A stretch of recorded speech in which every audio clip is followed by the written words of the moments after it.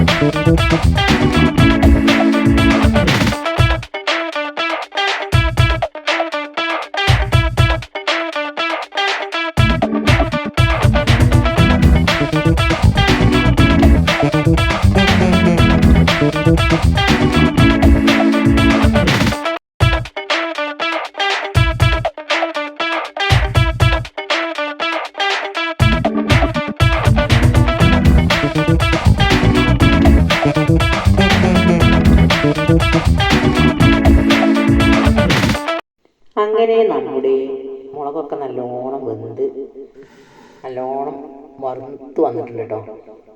ഒക്കെ ഒന്ന് വീർത്ത് വന്നിട്ടുണ്ട്. അപ്പം നല്ലോണം വറുവായിട്ടുണ്ട്. ഇനി നമുക്കിത് തണുക്കാനൊരു പാത്രത്തിലേക്ക് മാറ്റാം. ഇതാണ് ഇതിൻ്റെ ഒരു പാകം. വറവൊക്കെ പാകത്തിനാകുമ്പോൾ ഒന്ന് വീർത്ത് വരും കേട്ടോ. നമുക്കൊന്ന് തൊട്ട് നോക്കിയാൽ അറിയാം ഇത് വറവായിക്കണമെന്നില്ല കേട്ടോ. അങ്ങനെ ഇതൊക്കെ വറുത്ത് നേരായി വന്നിട്ട് നമുക്ക് മല്ലിയൊക്കെ ഒന്ന് വറുത്തെടുക്കാം. ഇത് കുറച്ച് സമയം നമ്മൾ പിടിക്കേണ്ടത് കേട്ടോ. ചെറിയ തീയിലേ വറുക്കാൻ പറ്റുള്ളൂ, അധികം ഫ്ലെയിം കൂട്ടി വറുക്കാൻ പറ്റില്ല. അങ്ങനെ നമ്മൾ തിരക്കൂട്ടി വറുത്തിട്ടുണ്ടെങ്കിൽ ഒക്കെ കരിഞ്ഞ് പോട്ടും. വളരെ തീ കുറച്ച് നമ്മൾ ഇടക്കിടക്ക് ഇങ്ങനെ ഇളക്കി കൊടുത്തിട്ട് ഇത് ഉണ്ടാക്കണമെങ്കിൽ കുറച്ച് പണിയൊക്കെ ഉണ്ട്, വെറുതെ ഒന്നും പെട്ടെന്നൊന്നും ഉണ്ടാവില്ല. ഒക്കെ കൂടെ ഒപ്പം വറുത്തിട്ടുണ്ടെങ്കിൽ വറവ് ശരിയാവില്ല. അപ്പോൾ അത്യാവശ്യമൊക്കെ അതൊക്കെ നല്ലോണം വറുത്ത് വന്നിട്ടുണ്ട്, എന്നാൽ കരിഞ്ഞിട്ടുമില്ല, മുളകൊക്കെ വീർത്ത് വന്നിട്ടുണ്ട്. ഇനി നമുക്ക് മല്ലി ഒന്ന് വറുത്തെടുക്കാം. ഇതൊക്കെ നമുക്കൊരു പാത്രത്തിലേക്ക് മാറ്റി കൊടുക്കട്ടോ. അങ്ങനെ നമ്മളെ മുളകൊക്കെ വറുത്ത് നമ്മളൊരു പാത്രത്തേക്ക് ഒന്ന് തണുക്കാൻ വെച്ചു. ഇനി മല്ലി വറുക്കാം. എല്ലാം കൂടിയും വറുത്തിട്ട് ചെറുതായിട്ട് പറ്റ തണുത്ത് കൊണ്ടിട്ടോ. മിക്സി വലിയ ചൂട് കൊടുക്കാൻ നമ്മൾ മിക്സിയിൽ പൊടിച്ചാൽ മിക്സി കത്തും. അപ്പോൾ അതുകൊണ്ട് നമ്മൾ ചെറിയ ചൂട് കൊടുക്കാൻ പൊടിക്കണം കേട്ടോ. അപ്പോഴാണ് നല്ലോണം പൊടിഞ്ഞ് കിട്ടുക. ഇതിപ്പോൾ നിങ്ങൾക്ക് എത്ര അളവിന് വേണമെങ്കിൽ അപ്പളക്കപ്പളം ഉണ്ടാക്കണമെങ്കിൽ കുറച്ച് ഈച്ച വറുത്തെടുക്കാം കേട്ടോ. അല്ലെങ്കിൽ നിങ്ങൾക്ക് സൂചിച്ച് വെക്കണം എന്നുണ്ടെങ്കിൽ കുറച്ച് തോനെയും വറുത്തെടുക്കാം. ഞാനിപ്പോൾ ഒരു 1/2 കിലോ ഉണ്ടാക്കുന്നുണ്ട്, പൊടി ഉണ്ടാക്കുന്നുണ്ട് എല്ലാം കൂടെ. എന്നാൽ കുറച്ച് ദിവസത്തിനൊക്കെ ഉണ്ടാവുമല്ലേ, നമുക്ക് എപ്പോഴും ഉണ്ടാക്കാൻ നിൽക്കണ്ടല്ലോ. അങ്ങനെ ഇതൊക്കെ ഒന്ന് വറുത്ത് പിന്നെ മിക്സിയിൽ പൊടിച്ചുമ്പോൾ കുറച്ചൊക്കെ അല്ലെങ്കിൽ പൊടിഞ്ഞ് കിട്ടാനും ബുദ്ധിമുട്ടാകാരം. പിന്നെ ചെറിയ ജാറിൽ പൊടിച്ചാലും മതി. അങ്ങനെ മല്ലിയും തന്നെ നമുക്ക് ചെറിയ ഫ്ലെയിം ചെറുതാക്കിയിട്ടൊക്കെ ഒന്ന് വറുത്തെടുക്കട്ടോ. അങ്ങനെ ഇതൊക്കെ വറുത്തെടുത്തിട്ട് നമുക്ക് ഉഴുന്നും ഉലുവയൊക്കെ വറുക്കാണ്ട് കേട്ടോ. ഇതൊക്കെ എളുപ്പം വറുക്കാട്ടോ. മല്ലിയൊക്കെ മുളക് വറുക്കാനാണ് കുറച്ച് സമയം വേണ്ടത്. അത് നമ്മൾ ചെറിയ തീയിലിട്ടുങ്ങാണ്ട് പതുക്കെ നമ്മൾ എണ്ണയിൽ വറുക്കുകയാണെങ്കിൽ എളുപ്പം ഉണ്ടാവും. പക്ഷേ എണ്ണ അല്ലാതെ നമ്മൾ വറുത്ത് എണ്ണ തീ തൊടിക്കാൻ പറ്റില്ലല്ലോ. അങ്ങനെ ഇതിലിട്ട് വറുക്കുകയാണെങ്കിൽ കുറച്ച് സമയം വേണം. മല്ലിയൊക്കെ എളുപ്പമായി പോലും കേട്ടോ.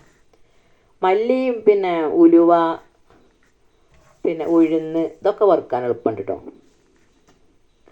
അങ്ങനെ അതും ചൂടായി ഒന്ന് വറുത്ത് വന്നിട്ടുണ്ട്. നമുക്കൊന്ന് പൊട്ടിച്ച് കടിച്ച് നോക്കി ആരെയും കടുകടുവാനായിട്ടുണ്ടാവും. ഇതും തന്നെ കരിഞ്ഞു പോകാതെ വറുത്തെടുക്കണം കേട്ടോ. അങ്ങനെ അതും വറുത്ത് ഇനി നമുക്ക് കായ ഒന്ന് വറുത്തെടുക്കണം കേട്ടോ. കായ നല്ലോണം വറുത്തെടുക്കണം. അതിങ്ങനെ ഒട്ടിങ്ങോണ്ടാക്കണം. ഇത് സാമ്പാർ കായത്തിൻ്റെ പൊടിയല്ല. പൊടി വാങ്ങിയാൽ പിന്നെ കുറച്ച് ദിവസം കഴിഞ്ഞാൽ പിന്നെ ഇങ്ങനെ ഒട്ടിക്കൊണ്ടാവും. അപ്പം ഞാൻ അതിൻ്റെ പാക്കറ്റാണ് വാങ്ങിയത് കേട്ടോ. സാമ്പാർ കായത്തിൻ്റെ പാക്കറ്റാണ് വാങ്ങിക്കുന്നത്. അതൊരു കത്തി കൊണ്ട് മുറിച്ച് ചെറുതാക്കിയിട്ട് ഇതൊക്കെ ഒന്ന് വറുത്തെടുക്കും. ഇതിങ്ങനെ വീർത്ത് വരും കേട്ടോ ചൂടാകുമ്പോൾ. അങ്ങനെ നല്ലോണം വീർത്തിട്ട് നമ്മൾ പൊടിച്ചാൽ പൊടീൻ്റെ ഒരു പരുവാകുമ്പോൾ നമുക്കത് വാങ്ങി വെക്കാം കേട്ടോ. ഇതിൽ കടന്ന് പൊടിയാണെങ്കിൽ ഇത് നല്ലോണം വറുത്തെടുക്കണം. ഇതൊക്കെ അങ്ങനെ വീർത്ത് വരുമ്പോൾ അപ്പുറം അങ്ങനെ ഇളക്കി നമുക്കിത് നല്ലോണം പൊടീൻ്റെ പരുവാകുമ്പോൾ നമുക്ക് അതിന് മാറ്റാം.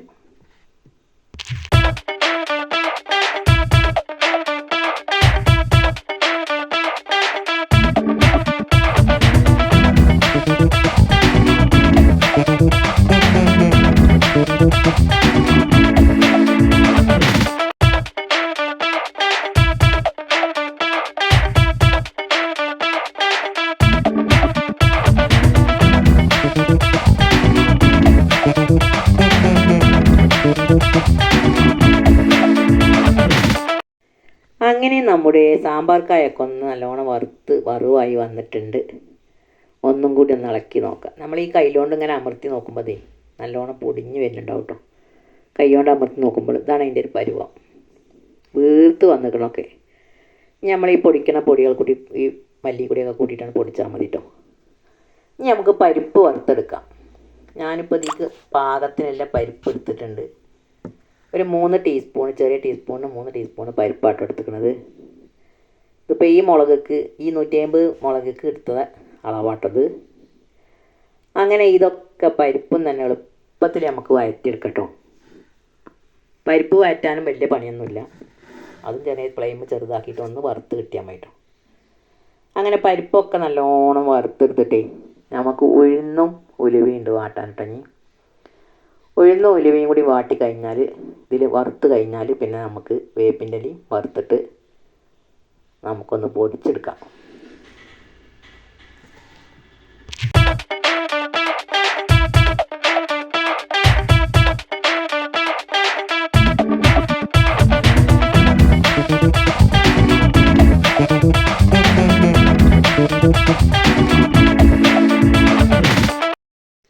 അങ്ങനെ നമ്മുടെ പരിപ്പും നല്ലോണം വറുവായി വന്നിട്ടുണ്ട്.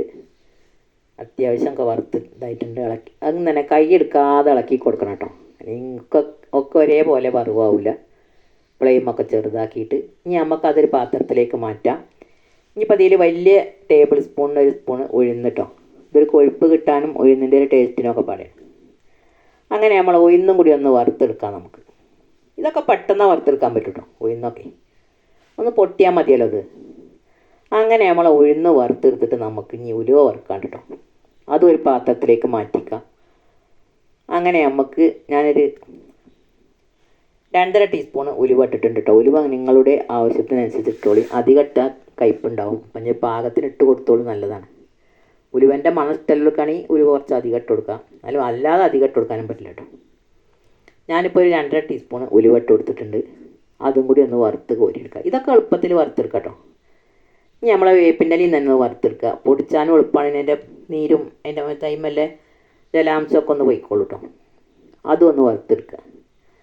അങ്ങനെ വേപ്പിൻ്റെ ഇല കുറച്ച് ഇട്ടോളിയും കുഴപ്പമൊന്നുമില്ല, എത്ര ഇട്ടാലും കുഴപ്പമില്ല. ഞങ്ങളെ വീട്ടിൽ വേപ്പിൻ്റെ ഇല ഉണ്ടാവുകൊണ്ട് ഞാൻ കുറച്ചൊക്കെ ഇട്ടിട്ടുണ്ട്. നല്ലൊരു സാധനമാണല്ലോ വേപ്പിൻ്റെ. നല്ല മണവും കിട്ടും. പിന്നെ നമുക്ക് എല്ലാറ്റിനും നല്ലതാണ്. പിന്നെ പൊടികളൊക്കെ കേടുവരാതിരിക്കാനും നല്ലതാണ് വേപ്പിൻ്റെ ഇല കൂട്ടുന്നത്. അങ്ങനെ നമ്മളെ വേപ്പിൻ്റെ ഇലയും കൂടി വറുത്ത് കഴിഞ്ഞിട്ട് നമുക്ക് ഒക്കെ പാടെ തണുത്ത് ഒന്ന് ചെറുതായി തണുത്തിട്ട്, വലിയ ചൂടൊന്ന് പോകണം, മറ്റേ തണുക്കാനും പറ്റില്ല. എന്നിട്ട് നമുക്ക് മിക്സിയിലൊന്ന് പൊടിച്ചെടുക്കാം എല്ലാം കൂടെ.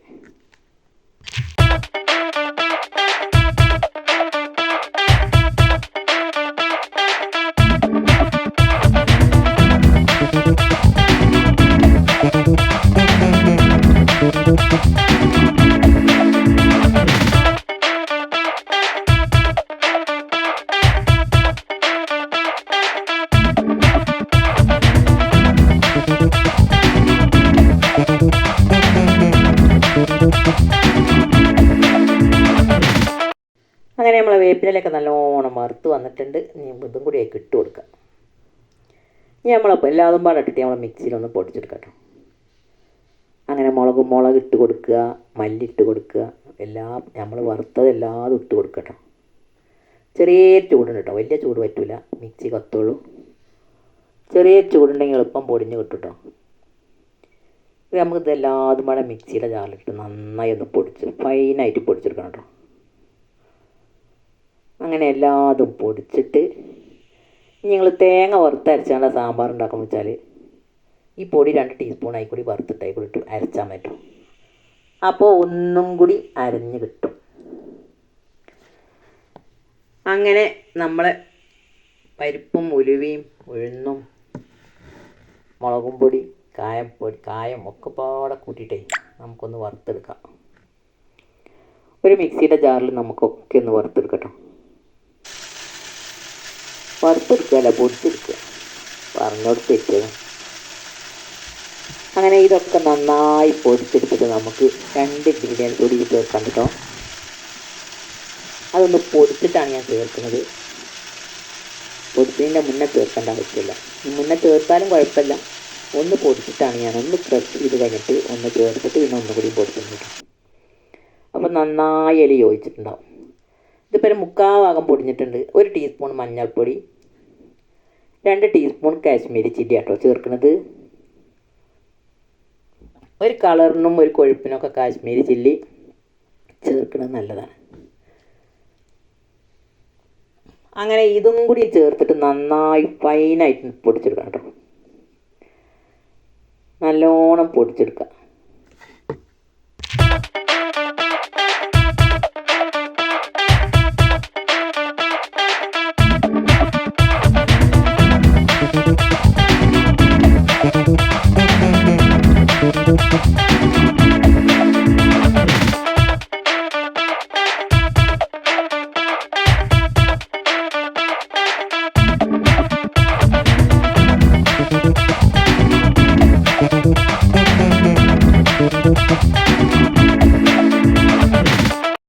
അങ്ങനെയൊക്കെ പൊടിച്ചെടുത്തിട്ടുണ്ട്. ഇനി നമുക്കൊരു കുപ്പിയിൽ, നല്ല ഉണങ്ങിയൊരു കുപ്പിയിൽ നമുക്കിത് എടുത്തിട്ട് സൂക്ഷിക്കാം. എത്ര ദിവസം വേണമെങ്കിലും സൂക്ഷിക്കാം കേട്ടോ. ഇത് കേട് വരുന്നല്ല, നല്ല നനയാത്തൊരു സ്പൂൺ ഇട്ടുകൊണ്ട് എടുത്താൽ മതി. അത് നിങ്ങൾ ആവശ്യത്തിന് എടുത്തിട്ട് നിങ്ങൾ തേങ്ങ വറുക്കണമെങ്കിൽ അതിൽ എടുത്തിട്ട് മിക്സിയിൽ ഒന്നും കൂടി അരച്ചാൽ ഒന്നും കൂടി അരഞ്ഞ് കിട്ടും. അങ്ങനെ നമ്മുടെ വീഡിയോ ഇഷ്ടമായാലും ലൈക്ക് ചെയ്തിട്ടേ ഈ സാമ്പാർ പൊടിയൊക്കെ നിങ്ങൾ വീട്ടിലുണ്ടാക്കണമൊക്കെ ഒന്ന് ഉണ്ടാക്കിയിട്ട് നിങ്ങളെ ഒന്ന് സാമ്പാർ ഉണ്ടാക്കി നോക്കൊണ്ടു. നല്ല ടേസ്റ്റാണ്. ഞങ്ങൾ സാമ്പാർ പിന്നെയും ഉണ്ടാക്കും ഒരു വട്ടം ഉണ്ടാക്കിയാൽ. എന്നാൽ എല്ലാ കൂട്ടുകാർക്കും അടുത്ത വീഡിയോയുമായി വരാം കേട്ടോ. നമുക്കൊന്നും കൂടി വീഡിയോയിലേക്ക് പോകാം.